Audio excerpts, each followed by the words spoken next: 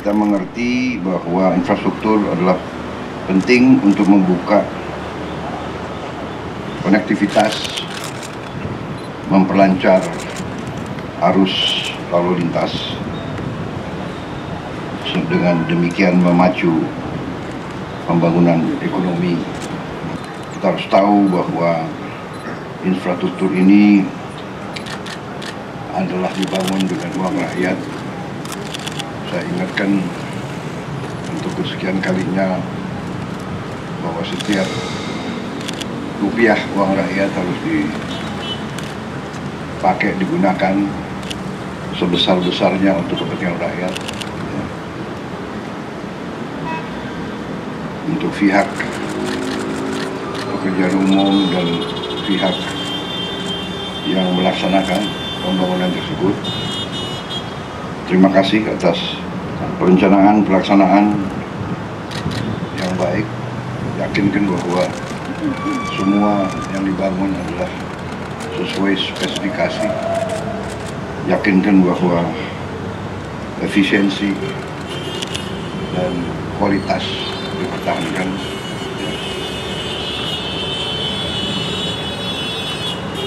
Berilah yang terbaik sehingga kemampuan negara dan bangsa sebesar-besarnya bisa dirasakan manfaatnya oleh rakyat kita. Saya kira itu yang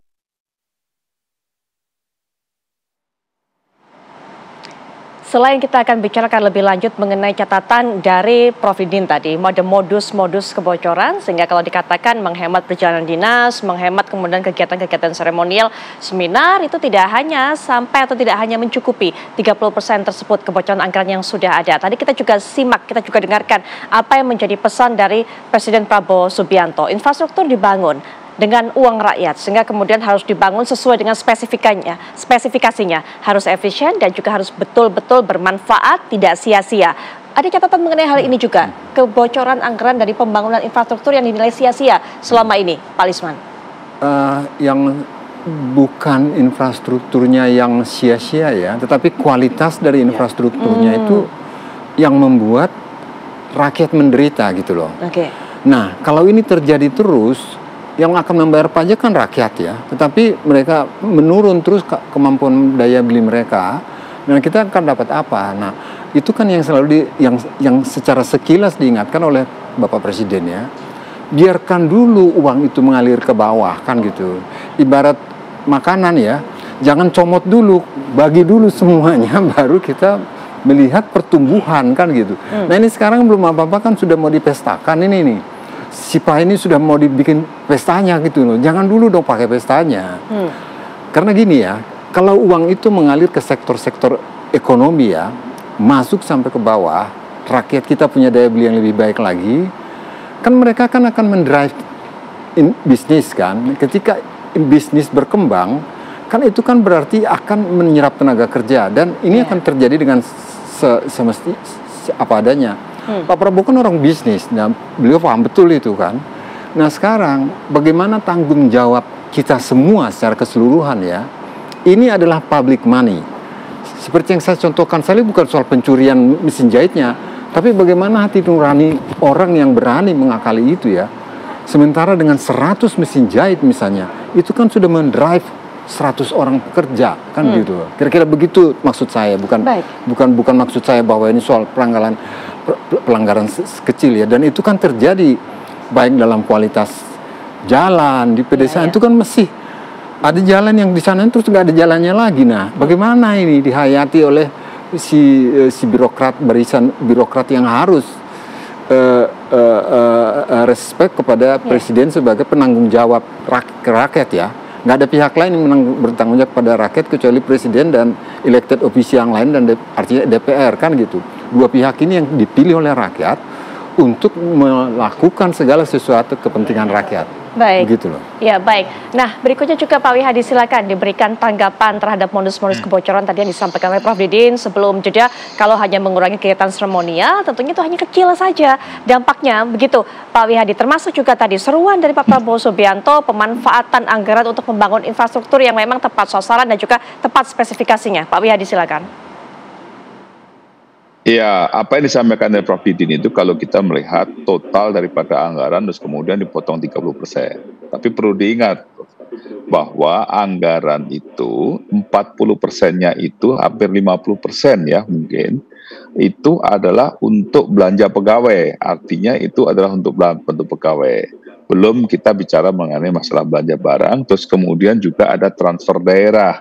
Nah, transfer daerah ini perlu juga bahwa kebocoran itu bukan berarti, makanya Pak Prabowo juga selalu mengatakan bahwa cukuplah gubernur-gubernur, bupati-bupati begitu kan untuk tidak melakukan seremonial. Artinya kan itu secara terstruktur itu memang pada saat dilakukan transfer daerah itu adalah kepentingan-kepentingan itu juga akan ada dalam anggaran itu. Jadi tidak bisa kita memotong itu karena 40-50% itu sudah anggaran kita itu sudah terpotong oleh belanja pegawai. Jadi untuk membayar pegawai, untuk membayar tunjangan dan segala macam itu sudah 40%. Jadi untuk infrastrukturnya itu justru sebenarnya porsinya nggak terlalu banyak kalau kita lihat di situ. Kalau dengan kita melakukan itu ada transfer daerah segala macam. Tapi nantilah kita akan bedah satu persatu sehingga jelas permasalahannya. Tapi intinya di sini apa yang disampaikan oleh Pak Prabowo itu adalah bahwa ini anggaran ini harinya untuk kepentingan rakyat. Nah inilah yang disampaikan oleh Pak Prabowo juga dalam masalah konteksnya dengan infrastruktur. Yang dimana infrastruktur itu haruslah yang bisa memudahkan masyarakat dan memberikan manfaat kepada masyarakat dan berguna bagi masyarakat. Jadi apa yang dikatakan tadi oleh Pak ini ya siapa? Pak Kamlu ya siapa? Ada Pak Lisman di sini juga itu tadi yang memberikan pandangannya, Pak Wihadi. Pak Risman ya, Pak Risman. Mohon maaf. Ya Pak Risman itu tadi sampaikan mengenai masalah bagaimana masyarakat kita ini merasa tidak bisa menikmati infrastrukturnya. Memang ada beberapa hal yang ini juga Pak Prabowo temukan sekarang ini adalah bagaimana pembangunan bendungan, bukan hanya infrastruktur. Nah, banyak juga bendungan dibangun tetapi tidak bisa dimanfaatkan karena apa? Karena saluran daripada sekundernya, saluran tersiernya itu belum dibangun, belum ada gitu, sehingga ini bendungannya ada tetapi belum bisa mengalir juga. Nah ini memang perlu ada yang namanya kita melakukan audit satu persatu dan juga kita seringkali kita juga melihat bahwa kepentingan rakyat ini dan pembangunan yang baik tentunya akan bisa dimanfaatkan. Nah inilah makanya Pak Prabowo selalu menekankan itu bahwa ini dengan infrastruktur yang sudah dibangun dan Pak Prabowo sekarang ini beberapa kali sudah meresmikan, ini adalah memang upaya yang dipakai untuk pemanfaatan anggaran itu untuk kepentingan rakyat. Tetapi tetap ditekankan bahwa ini benar-benar berguna bagi masyarakat dan karena ini adalah uang rakyat, uang pajak daripada rakyat, maka juga harus bisa memberikan akses manfaat kepada rakyat. Jadi saya kira ini semuanya kita ingin bahwa pemerintah Pak Prabowo ini benar-benar ke depan 5 tahun dengan semangat Pak Prabowo, kita tahu bahwa kita semuanya ingin bahwa dengan program-programnya Pak Prabowo sekarang ini yang kepentingan rakyat itu kan, jadi kita bisa melihat yang namanya Pak Prabowo belum sudah menaikkan gaji guru, kemudian menaikkan UMP. Nah, gaji guru malah 100%, kemudian UMP juga dinaikkan, terus kemudian gaji hakim juga dinaikkan. Artinya di sini bahwa rakyat ini benar-benar asas manfaatnya juga daripada anggaran ini memang diberikan kepada rakyat yang membutuhkan gitu. Jadi inilah saya kira kita mesti harus memberikan dukungan kepada Pak Prabowo dan memberikan kesempatan kepada Pak Prabowo dan kabinet semuanya untuk benar-benar mengawasi masalah anggaran ini. Baik, Prof. Ini sudah ada contoh kasus tadi dikatakan oleh Pak Wihadi, pembangunan infrastruktur, bendungannya dibangun tapi belum ada saluran-salurannya sehingga kemudian sia-sia saja. Nah, hal-hal ini kemudian jangan sampai terulang, itu yang betul-betul diperhatikan oleh Pak Prabowo. Ada pandangan mengenai ini? Iya, jadi saya itu sangat apresiasi sangat tinggi ya. Pak Prabowo itu dalam pidato yang pertama itu mengatakan akan menurunkan korupsi secara signifikan.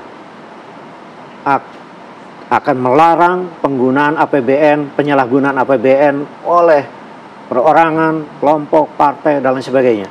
Dan sekarang berulang-ulang juga ingin menyelamatkan bahwa kebocoran 30% itu kalau perlu diturunkan. Dan ini inline dengan selama ini bahwa indeks korupsi kita itu kan merosot.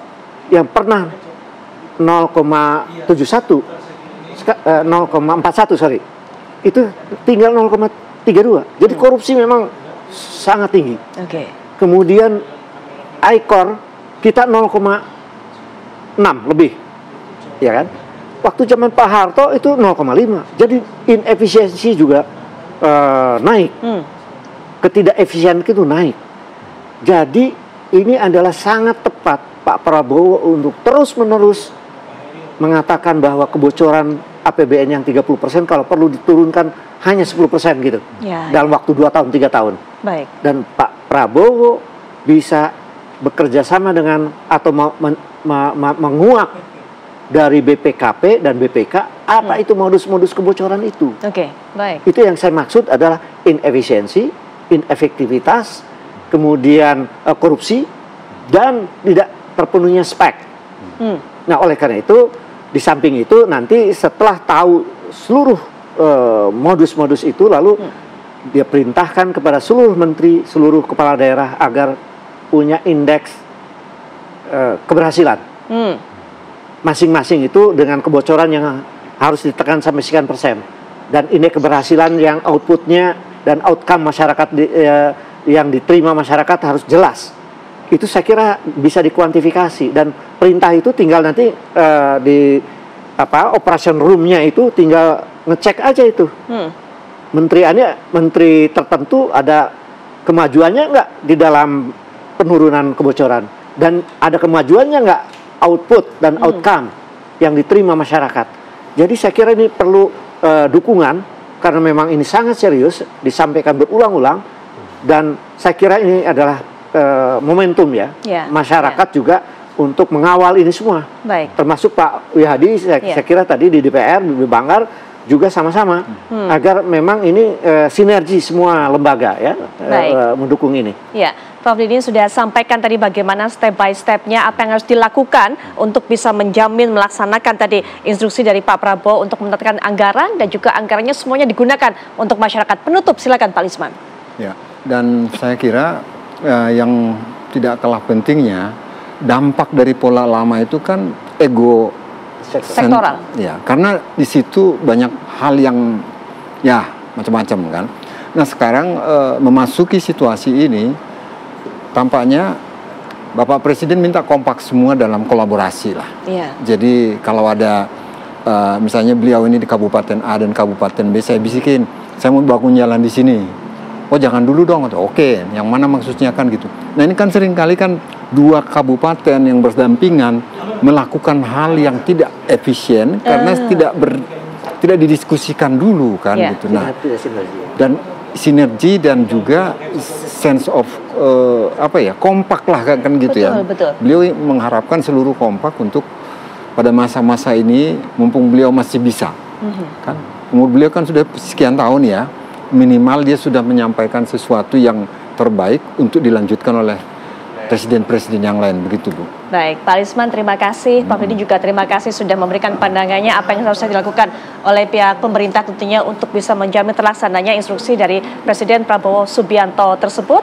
Pak Wihadi juga terima kasih, Pak Wihadi di sela-sela kegiatannya di Bali kabarnya. Ini masih menyediakan waktu untuk bisa berbincang dengan kami di Apa Kabar Indonesia Malam. Sekali lagi terima kasih. Kita manfaatkan momentum ini seperti kata Prof Didi tadi, Pak Lisman juga katakan pentingnya kolaborasi untuk bisa menghemat anggaran, tujuannya semuanya untuk kepentingan masyarakat.